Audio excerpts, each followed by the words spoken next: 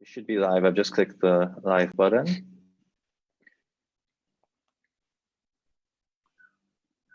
And let me also add the stream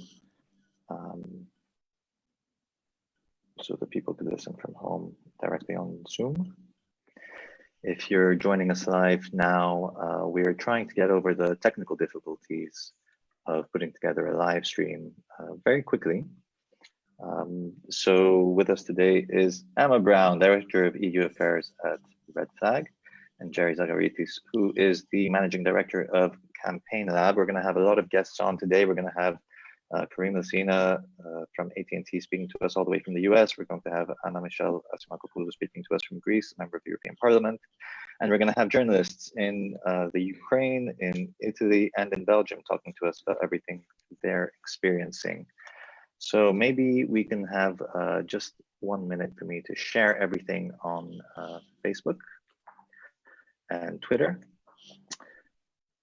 And then we can get going. Thanks everyone for your patience.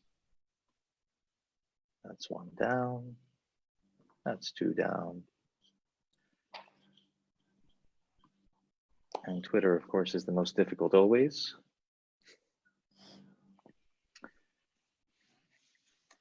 Only because TweetDeck is very slow.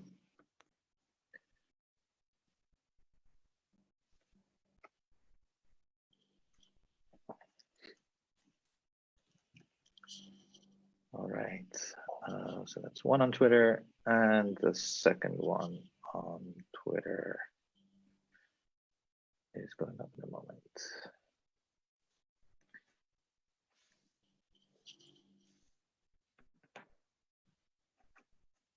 All right, so I see we already have some attendees. Thank you very much for joining us today. So now that we're officially live, we can actually get going with the event. This is the first of a series of events that we want to do to try and kind of not just fill our time here at home, but also be productive and valuable for society, share some of our experiences with experts from the business field, from politics, from industry. Today with us, we have Emma Brown from Red Flag and Jerry Zagoritis from Campaign Labs. And they're going to talk to us about the impact on their field, which is consulting, lobbying, campaigning. A lot of their clients are experiencing difficulties, which of course get relayed back to them. So maybe we can start with you, Emma, to just talk to us about how this pandemic is going to change lobbying, campaigning, and the way that public affairs are handled. I know you're handling clients around the world. Of course, your focus is in Brussels and the EU. Go ahead, tell us your thoughts. Thank you, Alex, and thanks for inviting me to take part in this webinar. I mean, essentially, lobbyists in Brussels, we feed off network. We feed off attending events, going for informal coffees, and obviously the kind of one-to-one meetings we do with institutional stakeholders. I think now we have to think outside the box. We also have to there's a lot more emphasis on relationships. So I myself have worked in public affairs for 10 years. I've built up some strong relationships with people in the institutions, but also other consultants and other stakeholders from civil society. And I think that's become so much more important over the past week or 10 days. I would also say that Red Flag is a strategic communications consultancy. And so I think it's only inevitable that communications becomes even more crucial, not only listening to your clients, but also communicating with clients, colleagues, contacts in and outside of the institutions. So essentially, lobbying and communications are colliding. Jerry, your firm, Campaign Lab, is a boutique firm. You handle very high-level clients and deal with very specific kind of situations. How have you been affected by this? Well, first of all, Alex, I'm very happy you actually called lobbying. Nobody actually does in the city, and I don't see, what's wrong with calling it the way it is, and why people are so scared of the L word. Let's see how things have affected campaigning around the world. So, at the moment, we already saw that in France, indeed, the second round of the local elections was postponed. And the main case of campaigning we have going on at the moment is the Democratic primary, right?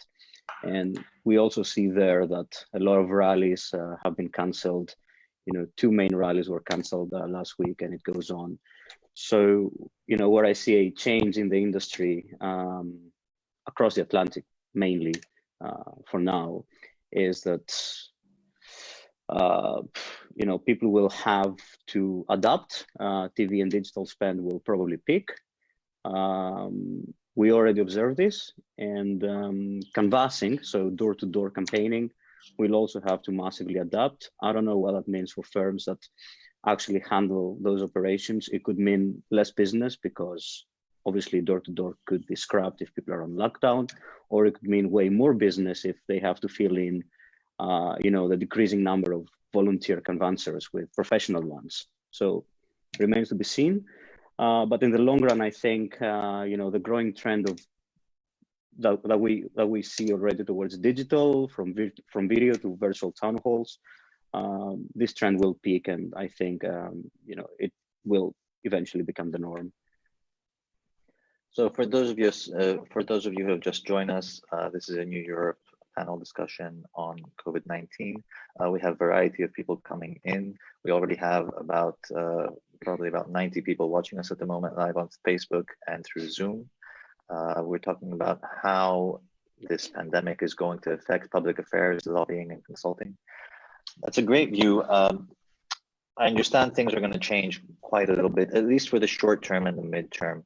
Do you think the industry is going to survive, particularly in Brussels, where there's a lot of things going on in this field? Emma, do you want to take the first stab? Yeah, of course. The short answer is yes, I do believe that the industry will survive. Obviously, it's a very competitive industry in Brussels with thousands of lobbyists normally in the institutions or wandering around having meetings. I would say one of the main things is that COVID-19 has affected all sectors. So we're all feeling some form of disruption, whether that be that we're working remotely or whether that be much like the hospitality industry that has had to close its doors in most member states. I think everybody is trying to adapt. The institutions themselves are trying to kind of find their feet in this world of working from home. They have promised to move forward with policies, which means from our side of things, it's business as usual. I do believe that we have in the past embraced digital at home and in our personal lives more than in our professional lives. Now we're having to adapt and see if we can use all of those apps that we use personally in a professional circumstance. I'm interested to see what's going to come for the indefinite amount of time that we're going to be living this reality, but also when things get back to normal, what happens then? We're going to be listening in from a member of the European Parliament, Anna Michelle Asimakopoulou, a little bit later, who's going to tell us about the EU side and how she sees things. We're going to have Karim Lassina, Senior Vice President in AT&T International External Affairs, joining us as well to talk to us about the US business impact and globally. We're going to have Federico Grandeso join us from Italy, who's going to tell us about the very tragic situation on the ground there. Alia Papageorgiou is going to fill us in about the situation in the EU, and Nicholas Wohler is going to tell us a little bit about what's going on in the Ukraine and some things in Russia, which he got to witness firsthand just before the crisis hit. Back to you, Jerry. Jerry, is the industry going to survive? Is your industry going to survive? I mean, we're involved in campaigning, and we're involved to an extent in public affairs, right, here in the city.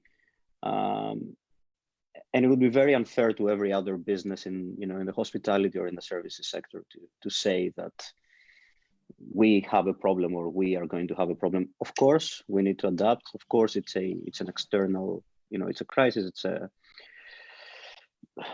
People will have to innovate.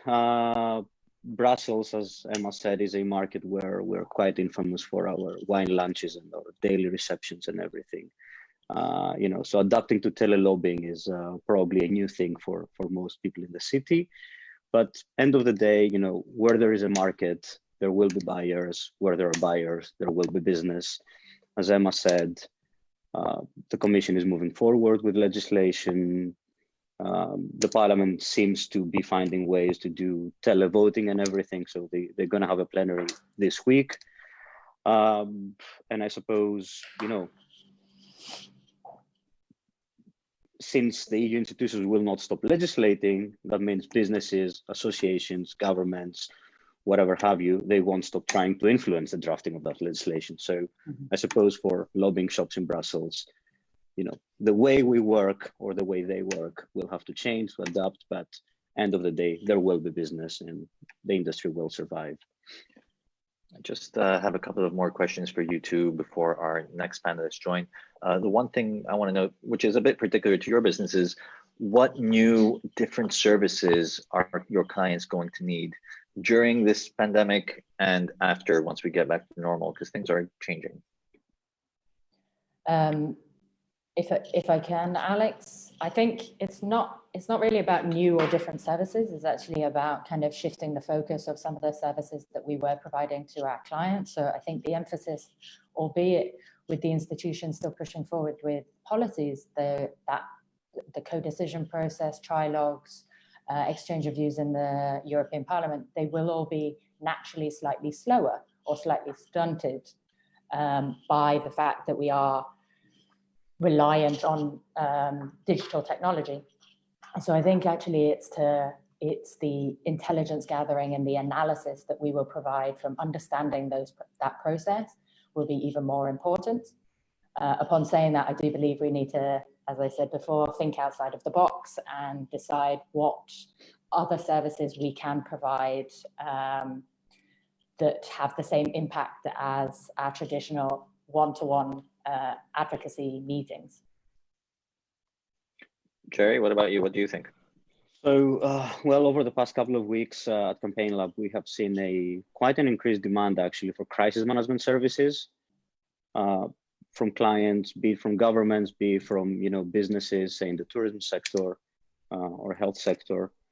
So that is a bit of a shift in what we've been usually doing. And also, what I see an increase is in requests for teleworking. How does it work? Telenetworking. How do you do that? How do you organize a webinar format event just like the one we're doing now? So clients are actually quite concerned on how to shift their operations to respond to the current situation. So I suppose there will be, or there should be in the near future, a growing demand for digital services, for digital advocacy, which actually hasn't really been much of a thing in Brussels. I think that's the way forward. So, and now, to the nature of our work, because at Campaign Lab, we've actually been working with clients across geographers. So we actually have quite a lot of experience in building teams and in managing teams that work from different locations and do teleworking and everything. And so there are processes that teams and managers, should follow in order to remain efficient while working from home and conducting team meetings over Zoom, say, and everything. So clients have actually been, picking our brains on how have you guys been doing that? What should we do? How should we do things better? And we're always very happy to share these best practices with partners and help them go through this period as smoothly as possible.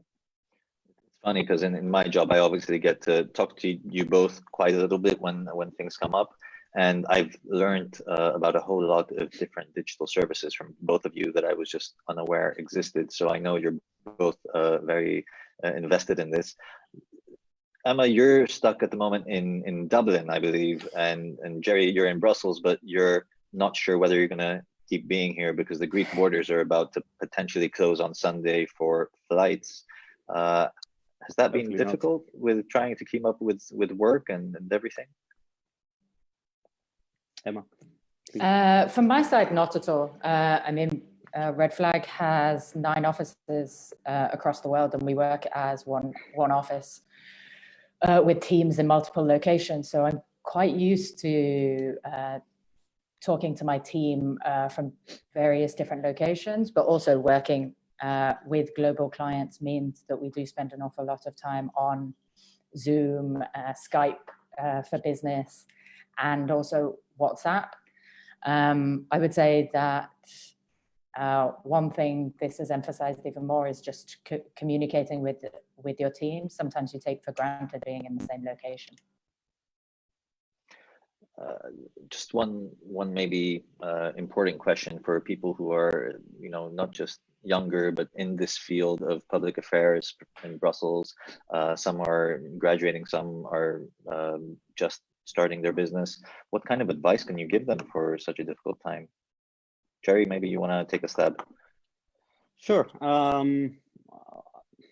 mean, I think what I have in mind may apply actually more to, to managers or CEOs or people driving business at larger or more traditional or older public affairs consultancies rather than younger people. But, my idea has always been, or has recently been, that the way business is conducted when it comes to public affairs in Brussels has had to change and innovate for a long time now. And hopefully this crisis, as any external sort of disruption, will serve as an opportunity to do that more quickly. People will have to adjust their business plans and innovate anyway, so, to stay relevant. So I think this is the time now. And what do I mean by that? And I'm not referring to red flag, Emma, by no means. But what I've been having in mind for quite a long time now is that public affairs firms in Brussels are quite bureaucratic for the flat world where we live in. They're very busy with ticket box operations. They are reporting to very, very hierarchical structures. It's a lot of top-down behavior. And I think people will now have to gradually transition to our world of networks and an increasingly digital world of networks. So I think people could actually take this time and reflect on how they could be more flexible, more innovative, more agile, faster, more responsive, more solution-oriented, and how they can start building their advocacy from within networks. As Em actually very, very nicely said at the very beginning of this conversation, rather than top-down. And I'm saying that because, in political campaigning, we're very, very used to having our work being very public all the time. So people know of the outcomes of our efforts. It's elections. And so we do have to care a lot about the real results of our work, which is our clients have to win if we are to get a good reputation. And I think it's time for everyone also in the city to understand that end of the day, clients look for outcomes. They don't look just for outputs. So, I would advise everyone to take care, stay safe, use this time to reflect a lot, hit refresh when it's necessary, and stay home. Emma, your parting words with the public affairs professionals of today and tomorrow? Yeah, I mean, I couldn't agree more with what Jerry has just said. We're a campaigns agency. The whole reason that we've been successful in the past is that we've been able to change tack at within an hour of different direction becoming clear. We're dynamic. I think what public affairs professionals and young public affairs professionals should remember is that, as Jerry said, there are different channels of communications other than the political meetings that we tend to rely on in traditional public affairs, and that don't forget that you understand the system in Brussels if you've been working there and you've had exposure to the dynamics there. That don't be afraid to analyze what's happening at the moment and use that. There are certain trends that are appearing in the way that certain governments have dealt with this crisis, and also the narratives that have been promoted throughout the media. Use that knowledge, because as corny as it sounds, knowledge is power. And in Brussels and this town that I'm currently stranded from, it is very important. So I'd like to thank you both very much for being with us on the panel today. I'm going to just bring in our next new panelists, and I thank you again for being here. It's been a great first panel, and I hope we can do even more of these and to have you both back. So thank you both very much. Thanks a lot, Thank you, Alex. Alex.